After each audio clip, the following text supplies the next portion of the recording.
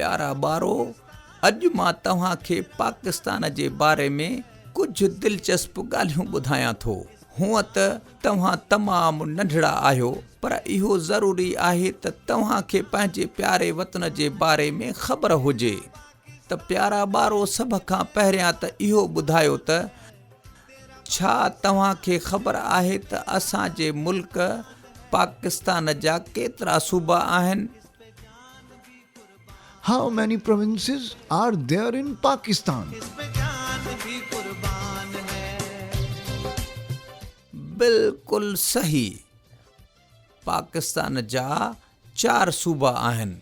Pakistan has 4 provinces: Sindh, Punjab, Khyber Pakhtunkhwa ऐं बलोचिस्तान। प्यारा ॿारो, प्रोविंसिस जा नाला त तव्हां सभिनी खे ख़बर आहे। त अचो मां तव्हांखे हिननि प्रोविंसिस जे बारे में वधीक ॿुधायां थो। त सभ खां पहिरियां ॻाल्हि कयूं था सूबे सिंध जी।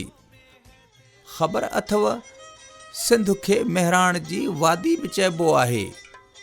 ही सूबो पंहिंजे क़दीम तारीख़ी ऐं ख़ूबसूरत सक़ाफ़त जे करे हिकु मुनफ़रद दर्जो रखे थो।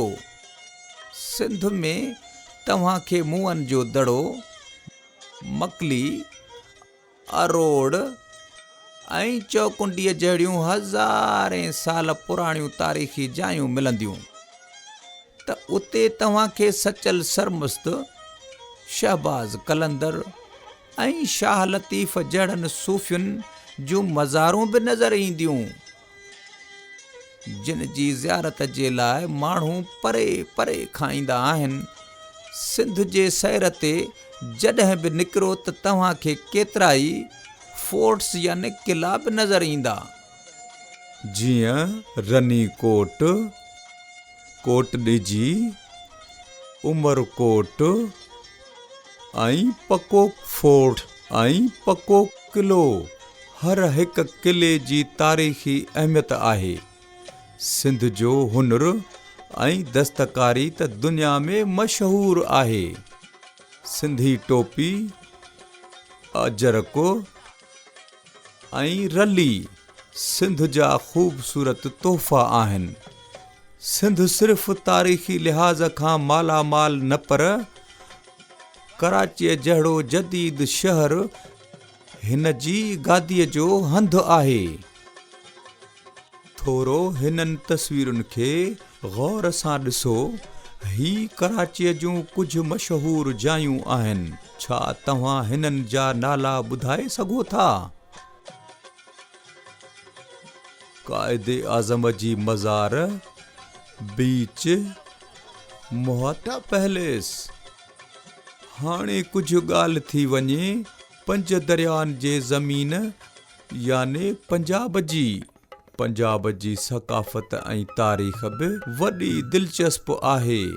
पंजाब में जिते तव्हांखे हड़प्पा जहिड़ियुनि क़दीम तहज़ीबुनि जा आसार मिलंदा, उते तव्हांखे केतिरनि ई नामवर दीन जे बुज़ुर्गनि जूं मज़ारूं बि नज़र ईंदियूं, जहिड़ोक बाबा बुल्ले शाह, दाता गंज बख़्श, शाह हुसैन, सुल्तान बाहू, हज़रत मियां मीर, बाबा फरीद वग़ैरह। हिननि बुज़ुर्गनि जा उर्स पंजाब जी सक़ाफ़त जा अहम हिस्सा आहिनि।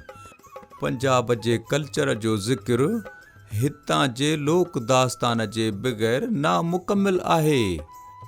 मिर्ज़ा साहिबा, हीर रांझा, सुहिणी मेहार ऐं ससुई पुनूअ जहिड़ियूं लाज़वाल दास्तान अॼु बि तमामु मक़बूल आहिनि। पंजाबी रवायती रक़्स ऐं मूसीक़ीअ सां हितां जे रहवासियुनि जी ज़िंदह दिलीअ जी ख़बर पवंदी आहे। लाहौर पंजाब जे गादीअ जो शहर आहे ऐं हिते बि तमामु फेमस जायूं मौजूदु आहिनि। थोरो हिननि तस्वीरुनि खे गौर सां ॾिसो।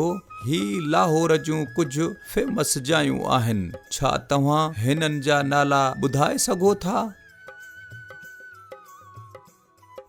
बादशाही मस्जिद, लाहौर फोर्ट, मीनारे पाकिस्तान,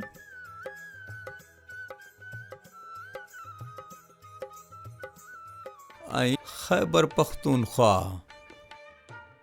हितां जे माण्हुनि जी महिमान नवाज़ी त तमामु मशहूर आहे। हितां जा माण्हू आम ज़िंदगी गुज़ारींदा आहिनि ऐं ख़ुशीअ जे मौक़नि ते रिवायती रक़्स जो बंदोबस्त बि कयो वेंदो आहे। खैबर पख्तूनख्वा जी मौसीक़ीअ में रुबाब जो इस्तेमालु तमामु ख़ूबसूरतीअ सां कयो वेंदो आहे। हिन ई सूबे में मौजूदु हज़ारें साल पुराणी गंदारा सिविलाइज़ेशन जा आसार बि टूरिस्ट जे दिलचस्पीअ जा मर्कज़ आहिनि। कॾहिं बि खैबर पख्तूनख्वा वञो त उतां जो तिक्को, चपली कबाब ऐं कहवा ज़रूरु ट्राई कजो। ऐं हा, जेकॾहिं कंहिंजे लाइ को तोहफ़ो ख़रीद करणो हुजे त यादि रहे त पिशावरी चप्पल सिर्फ़ पाकिस्तान में न पर पाकिस्तान खां ॿाहिरि बि तमामु मशहूरु आहे। पिशावर खैबर पख्तूनख्वा जो कैपिटल सिटी आहे। हाणे हिननि तस्वीरुनि खे गौर सां ॾिसो। ही पिशावर जूं कुझु मशहूरु जायूं आहिनि। छा तव्हां हिननि जा नाला ॿुधाए सघो था? मोहब्बत खान मस्जिद, किलो बाला हसार, बाबे खैबर, खैबर पास। ऐं दोस्तो, ही आहे पाकिस्तान जो सभ खां वॾो सूबो बलूचिस्तान। ही सूबो नेचुरल रिसोर्सिस जहिड़ोक मिनरल्स याने मदनियात जी दौलत सां माला माल आहे। हिते मौजूदु नेचुरल गैस जे ज़ख़ीरनि सां सॼे पाकिस्तान खे फ़ाइदो थींदो आहे। महरगढ़ जी क़दीम तहज़ीब जा आसार बि हिन सूबे में आहिनि ऐं हिते ग्वादर पोर्ट जहिड़ी जदीद ऐं अहम बंदरगाह बि मौजूदु आहे। हितां जा माण्हू तमामु महिनती ऐं मुख़लिस हूंदा आहिनि। बलोची लिबास बि पंहिंजे मख़सूस डिज़ाइन जे करे वॾा पसंदि कया वेंदा आहिनि। जॾहिं त सॼी बलोचिस्तान जी मशहूरु खाधो आहे। कोयटा बलोचिस्तान जो कैपिटल शहर आहे। हाणे हिननि तस्वीरुनि खे गौर सां ॾिसो। ही कोयटा जूं कुझु मशहूरु जायूं आहिनि। छा तव्हां हिननि जा नाला ॿुधाए सघो था? ज़ियारत रेज़िडेंसी, हन्ना लेक ऐं कोहे चिल्तन।